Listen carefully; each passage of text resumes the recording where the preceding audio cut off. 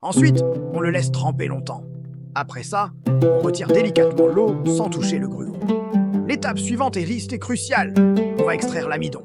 On verse la partie la plus claire du mélange, qu'on appelle la substance claire du gruau, à travers deux tamis superposés. Ce qui reste, on le frotte à nouveau avec de l'eau et on filtre.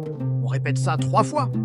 Puis, on nettoie tout et on recommence encore 3 fois. L'objectif est d'obtenir une pâte d'amidon très épaisse et très pure. C'est de l'extraction d'amidon de blé faite à la main. Une fois cette pâte d'amidon obtenue, on la colore avec du safran et on ajoute une pincée de sel.